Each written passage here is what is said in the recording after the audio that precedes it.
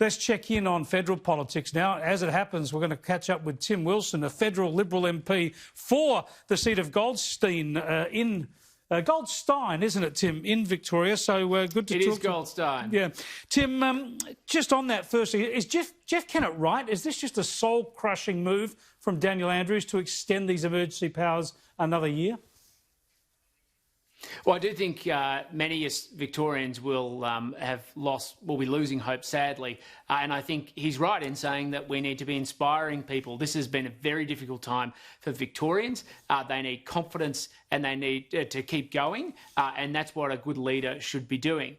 But I think the bigger issue, frankly, is where is the evidence that this is justified and this will work? If you want to extend a state of disaster or a state of emergency, then you need to provide, I think, particularly for 12 months, compelling evidence publicly. You can't just issue dictates out to the community. You have to provide compelling evidence about not just why you're doing it, but why it's necessary to achieve a public policy and the health outcome. And I have not seen that yet. I think you're spot on. Let's get to federal issues now. And Parliament sat today.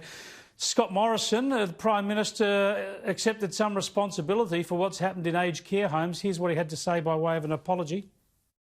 I offer my apologies to the residents and families of those affected in those facilities. It was not good enough. Investigations and reviews are underway, as is appropriate, including by the Royal Commission into Aged Care that I established. Tim Wilson, there was plenty of warning. We obviously haven't done enough at a federal, state or private level to get as much safety, protection, responses into our aged care facilities as we should. Well, we're in a situation where, of course, because of the community transmission, we absolutely have had outbreaks in 10% of aged care homes in Victoria, 3% nationwide, but they're not acceptable either.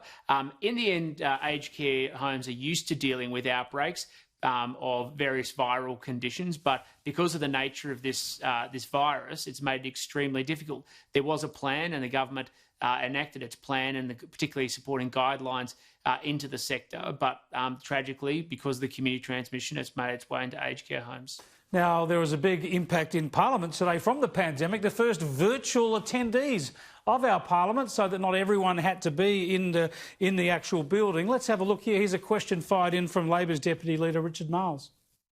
Thank you, Mr Speaker, and my question is to the Prime Minister. The Health Department says 328 aged care residents have died from COVID-19. How many more aged care residents have to die before the Prime Minister accepts full responsibility for keeping them safe? Well, we've seen the Prime Minister's comments on that, but on this virtual Parliament, we can get rid of Comcars and business class travel and everything for MPs. We could do this more often, couldn't we? I mean, seriously, is there a potential for this sort of communication to be used more often in politics? No, I don't think so. I'm quite opposed to making this the norm. Obviously, there are sometimes exceptional circumstances where it can be justified, but Parliament isn't just about getting something on the record. It's a meeting of people to achieve public policy objectives. We have to have discussion, we have to have debate, we have to have committee work, and not all of that is necessarily in the public view, and it's critical to be able to keep doing that. The other reason is because I don't believe we should be able to have virtual voting. I think voting must take place because when we're creating the laws of the land, there has to be absolute transparency and confidence in the process. And where's the equity? You spent 2 weeks in isolation in Canberra to turn up at Parliament today. Richard Marles just dials in from his office. That's not fair. Now, let's get on to branch stacking. You and others, myself included, had to go at the branch stacking revelations in the Victorian Labor Party earlier this year. I said at the time, though, I think a lot of the criticism was overdone because everybody on every political party has to get out there and recruit people. It's just a matter of where you draw the line. Are you worried at what's gone on here, that the right wing of your own party has been fiendishly using taxpayers' resources to sign up people and to try and do in people like yourself? Well, that's the allegation that's been put forward, and of course I oppose branch stacking period. I oppose it in the Labor Party. I oppose it in the Liberal Party as well. And my principal concern is, I mean, yes, I actively encourage people to join the Liberal Party. If you share our values, you believe in the cause, go to join.vic.liberal.org.au and sign up. That's what I believe in. The problem I have is that there are people who have joined who, of course, don't share our values or aren't interested in helping the party and the cause, and that's where branch stacking comes in. So the allegation is serious and very serious, and it's being investigated, and rightly should be investigated. How do you get on with Michael Sukkar, and do you think that his position is in jeopardy over this?